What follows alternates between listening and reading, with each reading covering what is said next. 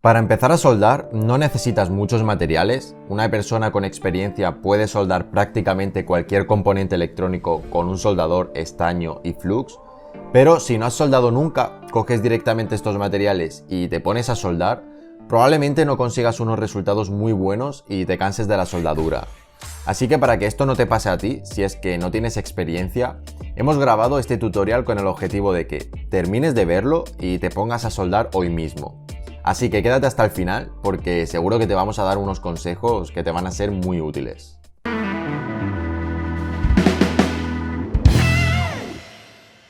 Como ya te he dicho antes, con un soldador, estaño y flux no es suficiente. Así que, ¿qué es lo que necesitas para poder empezar a soldar? Bueno, pues la verdad es que hay 1000 herramientas, por lo que vamos a ver qué herramientas utilizamos nosotros y cuáles te recomendamos a ti. Nosotros utilizamos un soldador, estaño, flux, un cortacables, un limpiador de punta, un cepillo y alcohol, el de las heridas, que seguro que tienes por casa, unas pinzas y varios desoldadores.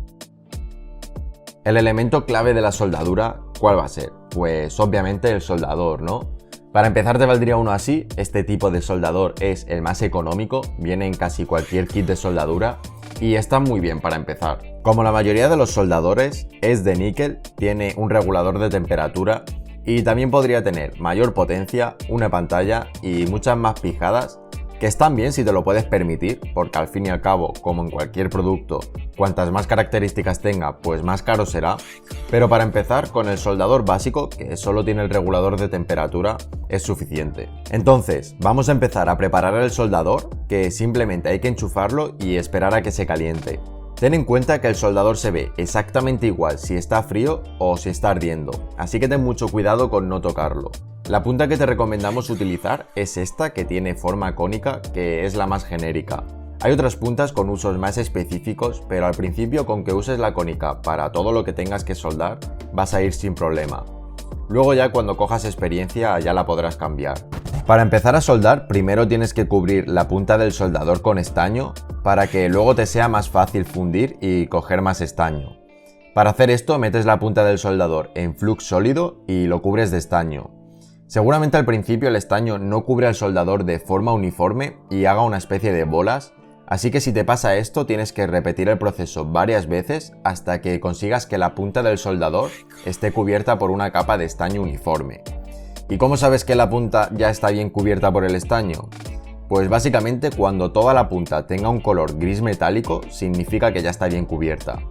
Si ves que el color del estaño empieza a cambiar, significa que el soldador está demasiado caliente. Si tu soldador tiene un regulador, tienes que bajarle un poco la temperatura y si no lo tiene, tienes que alejar la punta. Tampoco te pases bajando la temperatura porque si no, luego no vas a poder fundir el estaño. Entonces, la cosa es encontrar ese punto en el que puedes fundir el estaño, pero sin que cambie de color. Si ya has utilizado tu soldador antes o alguien más lo ha hecho, seguramente tenga una capa de suciedad, así que quítala, porque si no, el nuevo estaño que quieras poner no se va a pegar a la punta. Para limpiarlo no puedes lijar la punta porque es de níquel y la estropearías, así que tienes que utilizar estas esponjas y mojarlas en agua antes de limpiar el soldador. Ya van varias veces que mencionamos el flux y aún no hemos dicho para qué sirve realmente. Pues el fluxo fundente, no sé cómo le digan en tu país, sirve para aislar del contacto con aire, disolver y eliminar los óxidos que puedan formarse, consiguiendo que el metal de aportación, que en nuestro caso es el estaño, pueda fluir y se distribuya en la unión con el metal base. Bueno, vamos a explicarlo de una manera más sencilla porque esto no hay quien lo entienda. Imagínate que esta esponja es el metal base, que podría ser una placa sobre la que quieres soldar, por ejemplo. La cera que le ponemos son los óxidos que se crean de forma natural en cualquier metal y el agua es el metal de aportación. En nuestro caso sería el estaño, que es con lo que estamos soldando. Si ponemos el agua directamente sobre la esponja cubierta de cera, el agua no es capaz de hacer contacto con la esponja. Lo mismo pasaría con los metales. El estaño no sería capaz de hacer contacto con la placa sobre la que quieres soldar. Pues el flux sirve para eliminar todo el óxido que se forma y así facilita mucho el proceso de soldadura. Hay varios tipos de flux, pero los podemos dividir en activos y pasivos. El flux activo, como este de aquí, no es muy recomendable en la soldadura de electrónica porque con el tiempo empezará a destruir la propia placa. Pero si no tienes otra opción, asegúrate de limpiar bien con un cepillo y alcohol cuando termines de soldar. En cambio, los flux pasivos, como la colofonia, solo entran en reacción con los óxidos a partir de una temperatura elevada y una vez se enfrían no pueden estropear la placa. De todas formas, si limpias después de soldar también con un cepillo de alcohol, mucho mejor. De hecho, nosotros siempre lo hacemos. También se pueden dividir los tipos de flux en sólido, líquido y pastoso, que serían los diferentes estados en los que podemos encontrar el flux. Ya tenemos todo preparado para empezar a soldar, así que vamos con lo más básico, que es soldar dos cables. Lo primero que tienes que hacer es pelar los dos cables, que lo puedes hacer con un cortacables o con un pelacable, que es más profesional, pero si no tienes uno tampoco pasa nada. Vamos a estañar los cables poniéndoles flux y luego cubriéndolos con estaño y ahora ya tocaría soldarlos. Lo puedes hacer cogiendo los dos cables con una mano así, pero si no tienes experiencia seguramente te cueste bastante, así que mejor utilizamos una tercera mano. No, esta no, que esta es solo para expertos, gente muy avanzada, así que mejor esta, que puedes comprarla por ejemplo en AliExpress por menos de 10 euros, aunque tampoco es imprescindible. De hecho, ya te digo, nosotros no teníamos una y solo la hemos comprado para poder enseñárosla a vosotros, así que imagínate.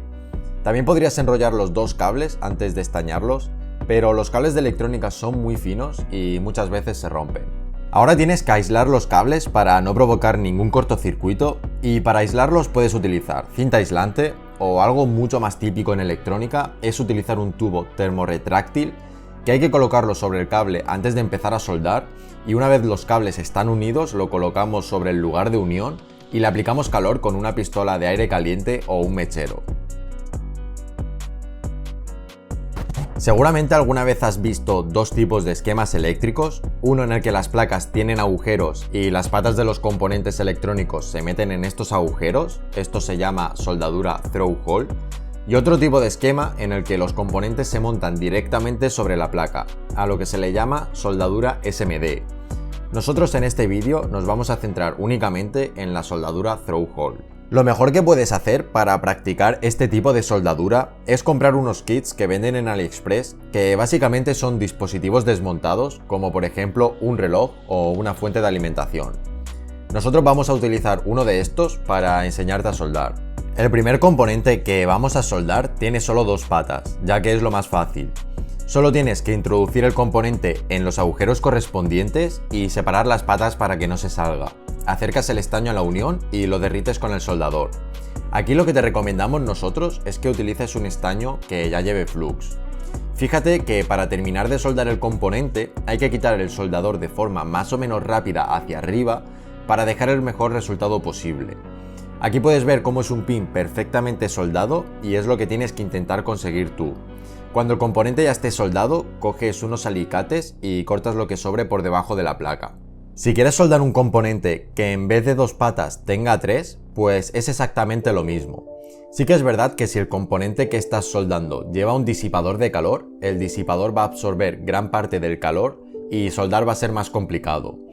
En este caso tendrías que subir la temperatura del soldador o coger un poco más de estaño de lo normal, ya que cuanto más estaño aplicamos, más tiempo tarda en enfriarse. Por cierto, hemos hecho un post en nuestra página web donde tienes toda la información de este vídeo con la lista de materiales que utilizamos y una tabla con toda la simbología de los componentes electrónicos más comunes.